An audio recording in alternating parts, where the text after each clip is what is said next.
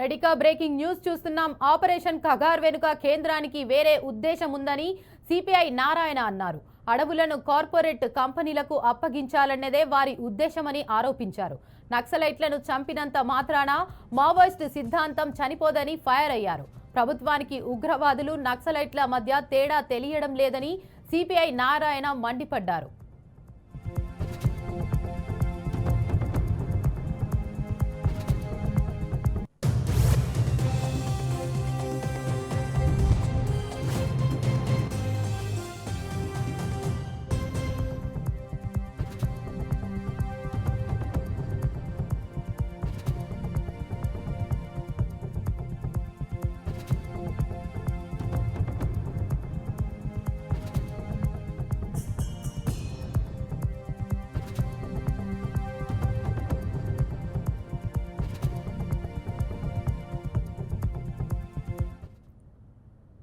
AP ప్రభుత్వం కూడా సినీ అవార్డులను ప్రకటించాలని ప్రముఖ సినీ నటుడు మురళీమోహన్ కోరారు. తెలంగాణ ప్రభుత్వం అందించే గద్దర్ అవార్డులపై ఆయన స్పందించారు. ఒకే తెలుగు సినిమాకు 2 రాష్ట్రాల ప్రభుత్వాలు అవార్డులు ఇవ్వడం బాగుండదని, ఉమ్మడిగా అవార్డులు ప్రకటిస్తే బాగుంటుందన్నారు. దీనిపై 2 ప్రభుత్వాలు ఒక అవగాహనకు రావాలని, ఒక ఏడాది తెలంగాణ, మరో ఏడాది ఏపీ ప్రభుత్వాలు పురస్కారాలను ప్రకటించాలని సూచించారు. గద్దర్ అవార్డుల ప్రకటన ఆర్టిస్టులను సంతోషాన్నిచ్చిందన్నారు. గత 10 ఏళ్లు అవార్డులు ప్రకటించకపోవడం నిరాశ కలిగిందని తెలిపారు. సినిమాకు సంబంధించిన తెలుగు ప్రేక్షకులంతా ఒకటే అని, మన సినిమాలు ప్రపంచ వ్యాప్తంగా ప్రదర్శనమవుతున్నాయని తెలిపారు. తెలుగు సినిమాలను మనకంటే ముందు అమెరికా వాళ్ళు చూస్తున్నట్లు సినీ నటుడు మురళీమోహన్ అన్నారు.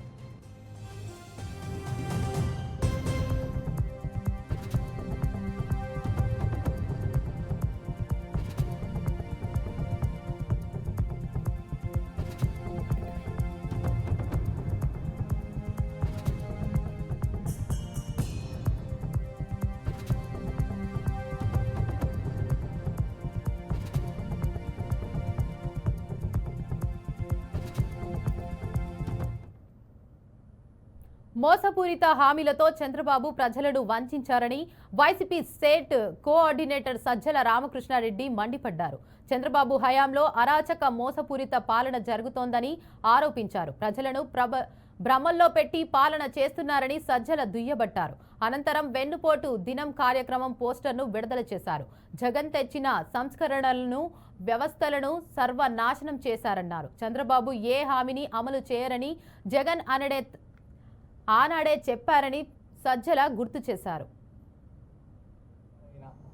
అరాచకపు, నిరంకుశ, మోసపూరిత పాలనకు, మోసపూరిత వాగ్దానాలతో ప్రజలను భ్రమలో పెట్టి ఆయన తీసుకున్న తీర్పు, ఆ తీర్పుకు ఈరోజు జూన్ 4కు ఏడాది అవుతుంది. ఈ ఏడాది బహుశా ఇంత అరాచక పాలన కానీ ఒక్కటంటే ఒక్క హామీ కూడా పూర్తిగా అమలు చేయకుండా అడ్డంగా ప్రజలను మోసం చేయడం కానీ బహుశా చరిత్రలో ఎప్పుడూ జరిగి ఉండదు. దాన్ని ప్రశ్నించకుండా, గొంతు అనేది లేవకుండా భయోత్పాతం క్రియేట్ చేసిన స్టేట్ అంటే రాజ్యం, స్టేట్ ప్రభుత్వమే భయోత్పాతం క్రియేట్ చేసిన చరిత్ర కూడా బహుశా ఎక్కడా ఉండదు. అది ఏడాదిలోనే, ఒక ఏడాది కాదు, వచ్చిన రోజు నుంచే బహుశా దేశ చరిత్రలోనే కాదు ప్రపంచ చరిత్రలో కూడా అరుదుగా ఇచ్చిన హామీలన్నీ దాదాపు 99% దాకా, 98% దాకా తొలి ఏడాదిలో పూర్తి చేసిన ఘనత జగన్మోహన్ రెడ్డి గారిది అయితే, అలాగే వినూత్నమైన విప్లవాత్మకమైన వ్యవస్థలను సృష్టించి ఆచరణలోకి తీసుకొచ్చి తద్వారా రాష్ట్రానికి, ప్రజలకు ఎప్పుడు ఏ పాలనలో కూడా 5 ఏళ్లకు ప్రజలు ఇచ్చిన మ్యాండేట్ ఏదైతే ఉందో ఆ పాలనలో చేయని విధంగా, ఎక్కడా జరగని విధంగా జగన్మోహన్ రెడ్డి గారు మేలు చేస్తే, నేను ఏడాదిలోనే ఏం చేయగలను అనేది చంద్రబాబు నాయుడు గారు చూపించారు. వాటన్నిటిని విధ్వంసం చేశారు. పెట్టిన పెట్టుబడి, దాని మీద సామాజిక పెట్టుబడి కావచ్చు, ఆర్థికంగా కావచ్చు, అవి కూడా వృధా అయ్యేట్టు చేశారు. ఇంకో పక్క ఏడాదిలో ఎంత పవర్ చేతిలో ఉంటే దుర్మార్గంగా వ్యవహరించవచ్చు అనేది కూడా పూర్తి. రాష్ట్రంలో దేవాదాయ శాఖ భూములను కాజేసేందుకు కూటమి సర్కార్ కుట్ర చేస్తోందని మాజీ ఎమ్మెల్యే మల్లాది విష్ణు మండిపడ్డారు. లీజుల ముసుగులో తమకు కావాల్సిన వారికి కారు చౌకగా దేవాలయ భూములను అడ్డదారిలో దానదత్తం చేసేందుకు ప్రభుత్వం ఆగ మేఘాల మీద జీవో 139 జారీ చేసిందని ఆగ్రహం వ్యక్తం చేశారు. ఆయన భూముల లీజులకు సంబంధించిన న్యాయస్థానాలను నిర్దేశించిన మార్గదర్శకాలను కూటమి ప్రభుత్వం ఉల్లంఘించిందన్నారు. అనుకున్నటువంటి వాళ్ళకి వారికి కావాల్సినటువంటి వాళ్ళకి ఏ విధంగా దారాదత్తం చేస్తుందో కారు చౌకగా లాలు గ్రూప్ కానీ వర్షా కంపెనీ కానీ దారాదత్తం చేస్తుందో కారు చౌకగా లాలు గ్రూప్ కానీ వర్షా కంపెనీ కానీ ఒకటి కాదు నిన్న కూడా జీవోలు ఇవ్వడం జరిగింది. దేవాదాయ శాఖకు సంబంధించి భూముల మీద ఇప్పుడు పడ్డారు, దృష్టి పెట్టారు. నోరు లేదని చెప్పని, దేవుడు మాట్లాడలేడని ఈ దేవాదాయ శాఖలో ఉన్నటువంటి 4,67 ఏకర్స్ లక్షల ఎకరాల భూమి ఆంధ్రప్రదేశ్లో ఉన్నటువంటి దేవాదాయ ధర్మాదాయ శాఖలో ఉన్నటువంటి భూమి. గతంలో మన పెద్దవాళ్ళందరూ ఏం చేసేవాళ్ళంటే వారికి ఉన్నటువంటి భూమిని ఆ దగ్గరలో ఉన్నటువంటి దేవాలయానికి ఇచ్చి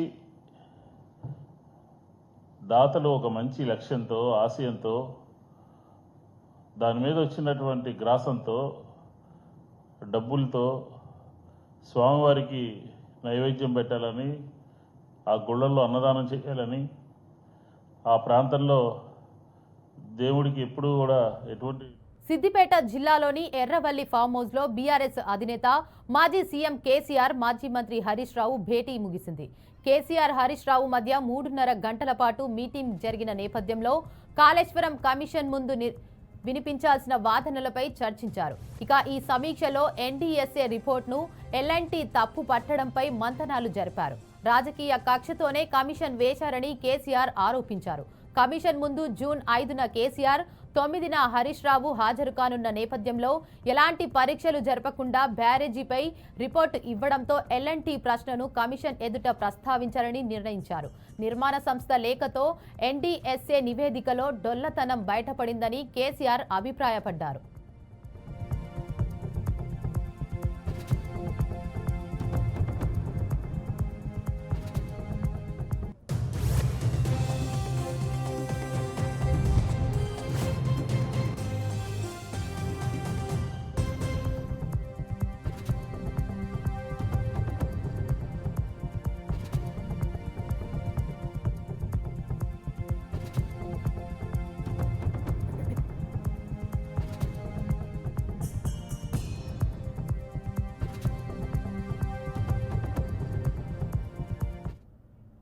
ఇక దీనిపై మరింత సమాచారాన్ని మా ప్రతినిధి బాసిత్ అందిస్తారు. బాసిత్. దేవిక, సిద్దిపేట ఎర్రవల్లి ఫామ్ హౌస్ లో కేసీఆర్ తో పాటు హరీష్ రావు భేటీ అయ్యారు. ఈ భేటీ సుమారు 3.5 గంటల పాటు కొనసాగింది. ఈ సమావేశంలో కాళేశ్వరంతో పాటు ఏర్పాటు చేసిన ఇప్పటి వరకు జరిగిన విచారణపై కేసీఆర్ సమీక్ష సమావేశం నిర్వహించారు. కాళేశ్వరం కమిషన్ ఏర్పాటు చేసినప్పటి నుంచి ఇప్పటివరకు ఏం జరిగింది, దాని మీద ఎలాంటి నిర్ణయాలు తీసుకోవాలి, కమిషన్ ముందుకెళ్తే ఎలాంటి మనం సమాధానం చెప్పాలనే దాని మీదనే ఇద్దరి మధ్యన చర్చ జరిగినట్టు సమాచారం అందుతుంది. రాజకీయ కక్షతోనే కాంగ్రెస్ పార్టీ కాళేశ్వరం కమిషన్ ఏర్పాటు చేశారని కేసీఆర్ కూడా ఆరోపణలు చేయడం జరిగింది. దానితో పాటు జూన్ 5వ తేదీన కేసీఆర్, 9న హరీష్ రావు ఈ కమిషన్ ముందు హాజరు కానున్నారు. హాజరు కమిషన్ అయితే వినిపించాల్సిన ఎలాంటి విషయాలు వివరించాలి, దానిపైన వివరణపై చర్చ కొనసాగినట్టు మన సమాచారం అందుతుంది. Devika. Right, thank you Basit.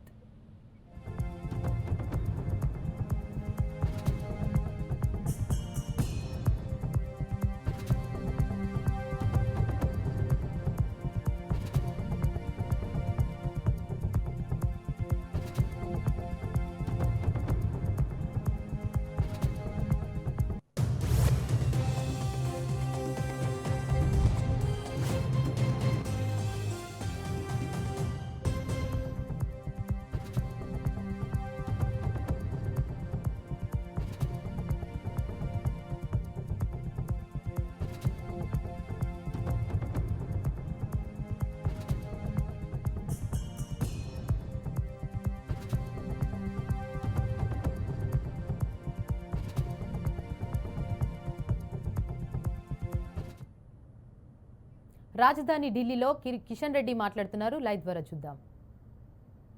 3 రోజులు రాహుల్ గాంధీ దర్శనం కోసం ఆపసోపాలు పడి అవమానానికి గురై ఢిల్లీ తిరిగి వెళ్ళిపోయి రాహుల్ గాంధీ చేసినటువంటి అవే మాటలను ఆయన వెళ్ళవేస్తూ నిన్న తెలంగాణ గడ్డ నుంచి భారత సైనికులను అవమానించే విధంగా మాట్లాడము, తక్కువ చేసి చూపించడము దుర్మార్గమని సందర్భంగా మనం చేస్తున్నాం. కనీసం మన పార్లమెంట్ సభ్యులు ప్రపంచంలోని అనేక దేశాలు తిరుగుతున్నారు, రాజకీయాలకు అతీతంగా తిరుగుతున్నారు, దేశం తరఫున తిరుగుతున్నారు అనేటువంటి భావన కూడా లేకుండా రాహుల్ గాంధీ కాంగ్రెస్ పార్టీ రకంగా వివరించడము దురదృష్టకరం ఈ సందర్భంగా మనం చేస్తున్నాం. దేశ భద్రతకు భంగం కలిగించే విధంగా, దేశ సైన్యం యొక్క ఆత్మస్థైర్యాన్ని దెబ్బతీసే విధంగా ఈ నాయకులు మాట్లాడము దేశ ప్రజలందరూ ముక్త కంఠంతో ఖండించాల్సిందిగా కోరుతా ఉన్నాను. నిన్న రేవంత్ రెడ్డి గారు మాట్లాడుతున్నప్పుడు మన పాకిస్తాన్ అనే పదం వచ్చింది. పాపం వాళ్ళ మనస్సులో ఏముందో అనుకోకుండా మాటలు కూడా ఆ రకంగానే దొల్లుతూ ఉన్నాయి. బీజేపీ ఏం సాధించింది అని ర్యాలీలు చేస్తున్నారని చెప్పి రేవంత్ రెడ్డి అడిగాడు. బీజేపీ ఏమీ సాధించలేదు. బీజేపీ జెండా పేరు మీద ఎక్కడ కూడా తిరంగా ర్యాలీలు జరగలేదు. దేశంలో ఏ ఒక్క గ్రామంలో కూడా భారతీయ జనతా పార్టీ జెండా, భారతీయ జనతా పార్టీ పేరు లేకుండా అన్ని వర్గాల ప్రజలు ఏకమై తిరంగ యాత్రలు నిర్వహిస్తూ ఉంటే రేవంత్ రెడ్డికి బీజేపీ తిరంగ యాత్రలు కనిపిస్తూ ఉన్నాయి.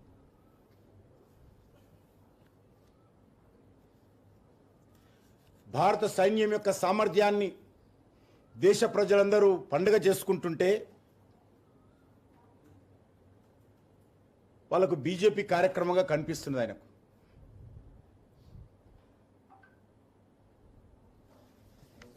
ఇది ఒక రాజకీయ పార్టీ కార్యక్రమం కాదు. భారత సైనికుల కండగా భారత ప్రజలందరూ కూడా కులాలకు అతీతంగా, మతాలకు అతీతంగా నిర్వహిస్తున్నటువంటి తిరంగా యాత్ర అని చెప్పి ఈ సందర్భంగా మనం చేస్తున్నాను. ఇంకొక అడుగు ముందుకెళ్ళి రాహుల్ గాంధీ ప్రధానమంత్రి అయి ఉంటే పీఓకేని ఆక్రమించుకునేవాడు అంటారు రేవంత్ రెడ్డి. పాపం ఈ జన్మలో రాహుల్ గాంధీకి అవకాశం లేదు. కానీ ఒకటి మాత్రం స్పష్టం చేయదలుచుకున్నాను, అసలు పీఓకే పాకిస్తాన్కి ఎవరిచ్చారని అడుగుతా ఉన్నాను. ఇన్ని సంవత్సరాలుగా పీఓకే ఒక రావణ కాష్టంలాగా, జమ్మూ కాశ్మీర్లో ఒక రావణ కాష్టంలాగా నడిపింది కాంగ్రెస్ పార్టీ ప్రభుత్వం కాదా అని అడుగుతా ఉన్నాను.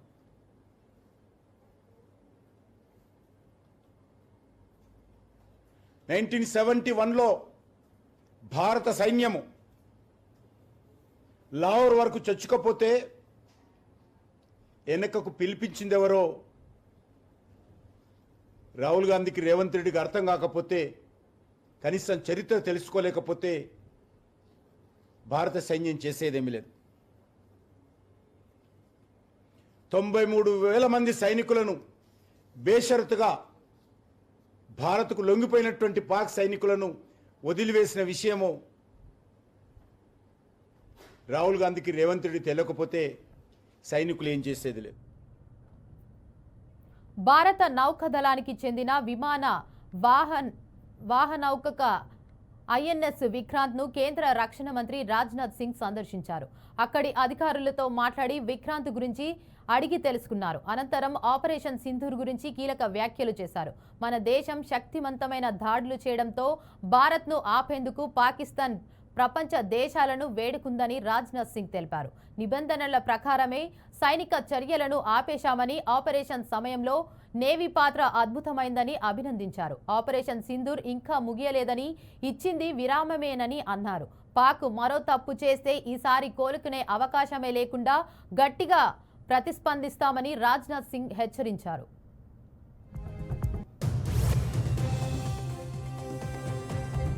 ऑपरेशन सिंदूर के दौरान भारतीय नौसेना ने अपनी साइलेंट सर्विस से हर भारतवासी को प्रभावित किया है।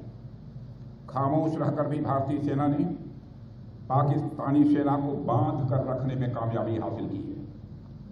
जरा सोचिए, जो खामोश रहकर भी किसी देश की फौज को बोतल में बंद कर सकता है, वह जब बोलेगा तो उसका नजारा क्या होगा, इसकी आप कल्पना कर सकते हैं। इस बार तो पाकिस्तान को भारतीय नौसेना की फायर पावर का सामना नहीं करना पड़ा, मगर दुनिया जानती है अगर पाकिस्तान ने इस बार कोई नापाक हरकत की तो हो सकता है कि इस बार ओपनिंग ఇవి ఇప్పటివరకున్న బులెటిన్ అప్డేట్స్ చూస్తూనే ఉండండి. బీఆర్కే న్యూస్ తెలుగుడి సత్తా.